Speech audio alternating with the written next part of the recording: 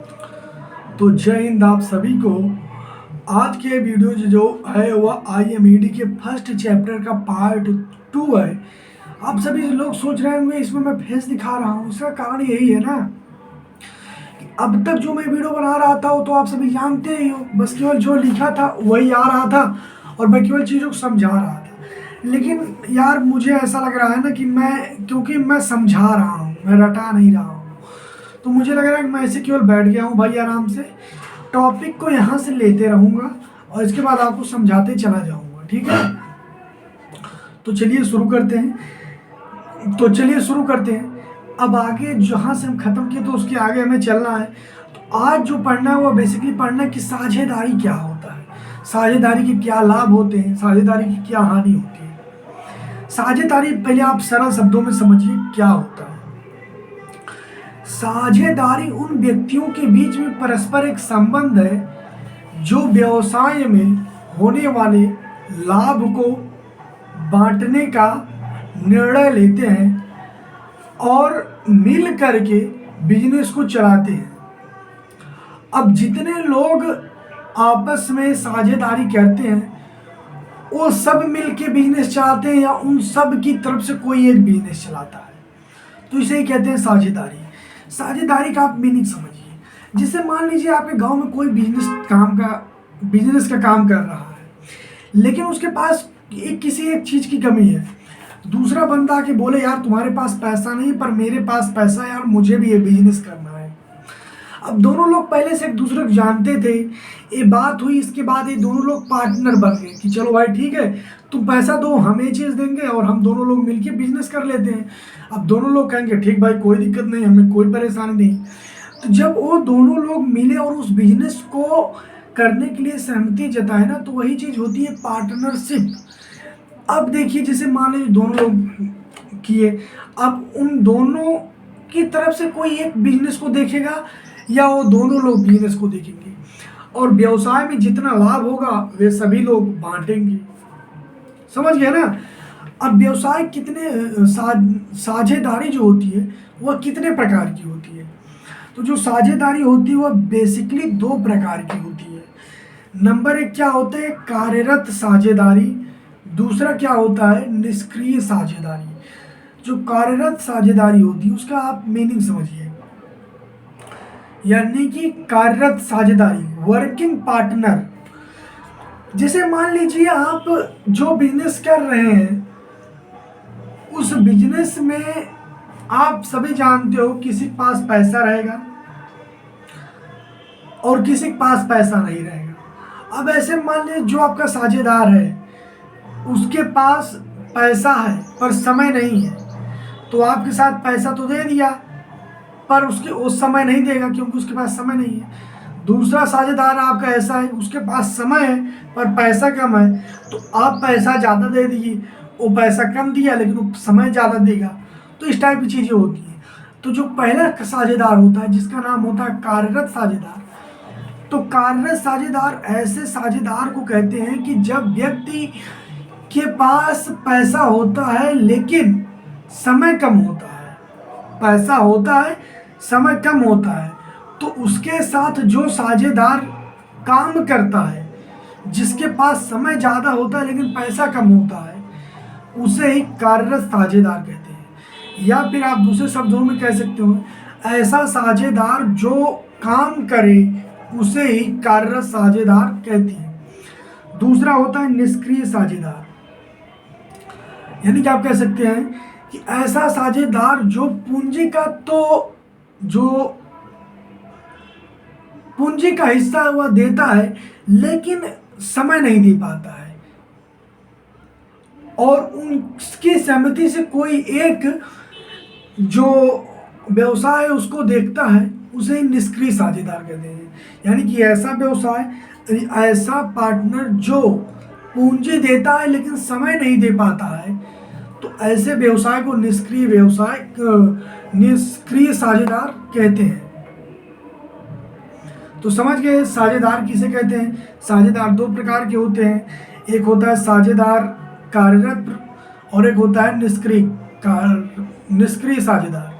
तो जो निष्क्रिय साझेदार होता है उसका मतलब है जो साझेदार पैसा इन्वेस्ट करे, टाइम ना दे पाए, उसे निष्क्रिय साझेदार कहते हैं, यानी जो काम न करे। अब देखिए साझेदार की विशेषताएं क्या होती है। देखिए साझेदारी की 3 विशेषताएं। नंबर 1 क्या होता है, जब 2 या 2 से अधिक व्यक्ति मिलते हैं तो इससे आप समझ रहे हैं ना, पैसा ज़्यादा मिल जाएगा।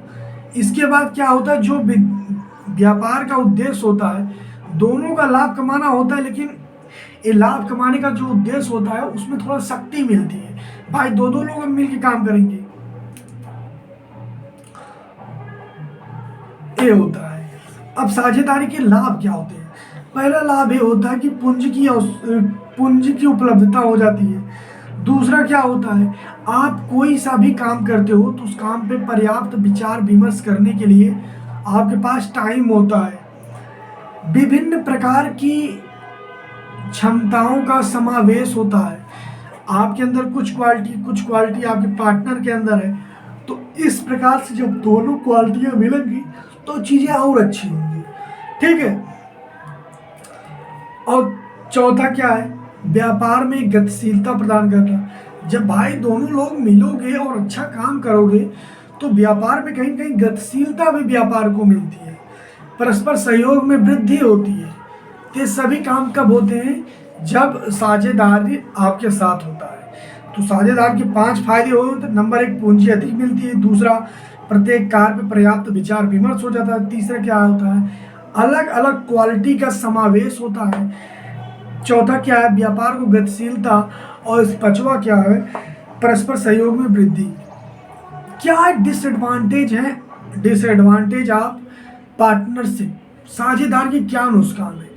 पहला नुकसान तो भाई यही है कि मतभेद की अधिक संभावना। ज़्यादातर चांस यही रहता है कि आपके कुछ और मन कहे, आपके पार्टनर का कुछ और मन कहे, आप कौन नहीं यार इसको बेच दो, पार्टनर कहे नहीं भाई अभी मत बेचो, तो मतभेद होता है।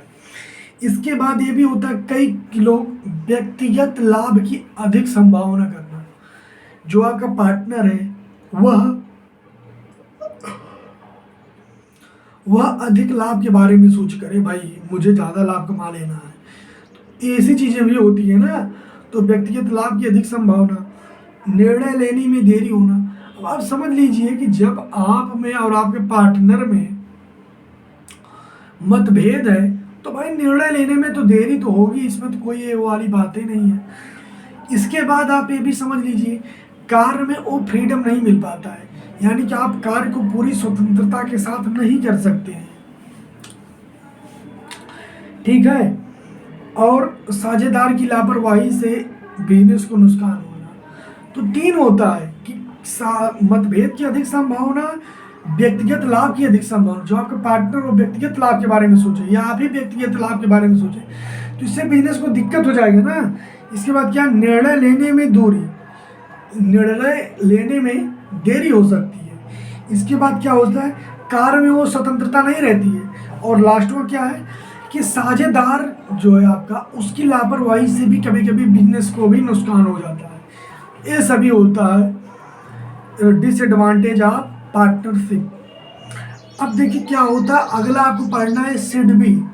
तो पहले आप ये जान लीजिए कि सिडबी होता क्या है, सिडबी का पूरा नाम क्या है।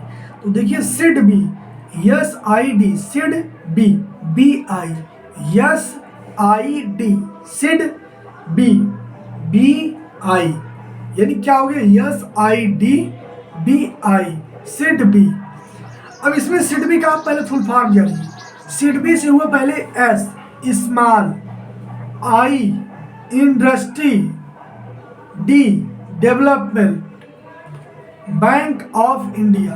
तो सिडबी मतलब समझ गया ना, सिडबी मतलब क्या हुआ, small industry development bank of India, इसी को ही कहते हैं सिडबी।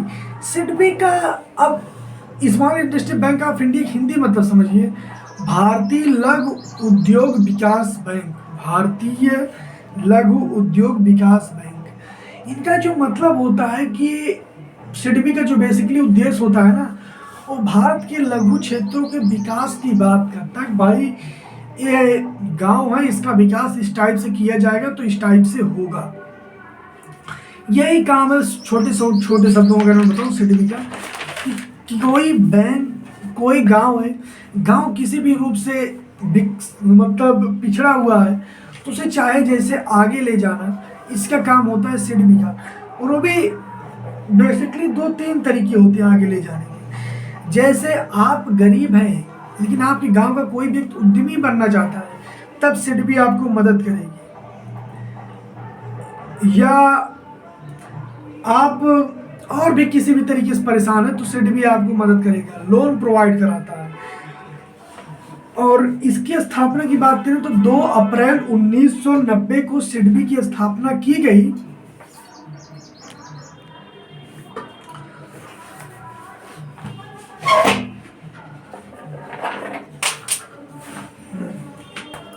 तो इसकी स्थापना 2 अप्रैल 1990 को की गई है। सिडबी के अगर हेड ऑफिस की बात करें तो लखनऊ में है और संपूर्ण भारत में इसकी 21 ब्रांच ऑफिस है। समझिए पहली बात।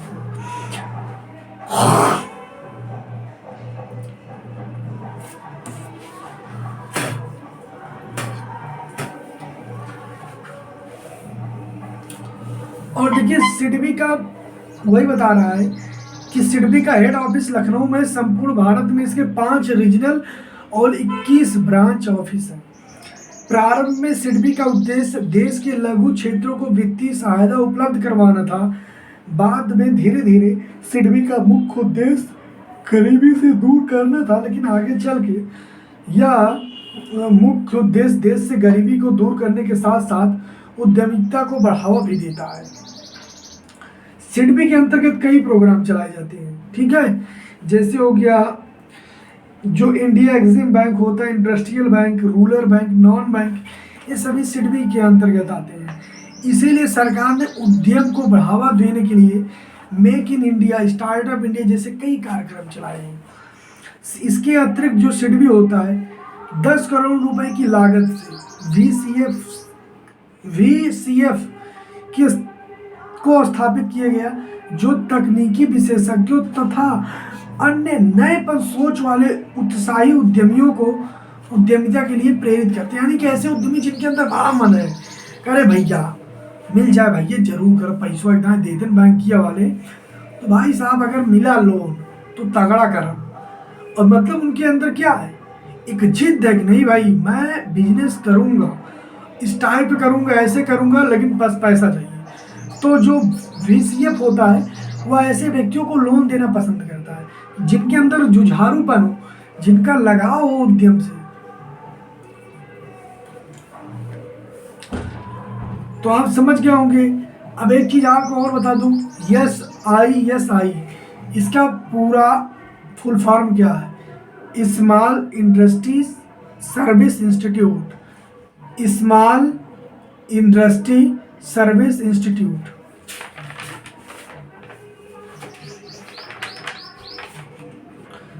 और कई बार नाबार्ड का फुल फॉर्म आता है भाई। नाबार्ड का फुल फॉर्म क्या होता है? देखो NABARD, नाबार्ड क्या होता है? देखिए, national bank for agriculture and rural development.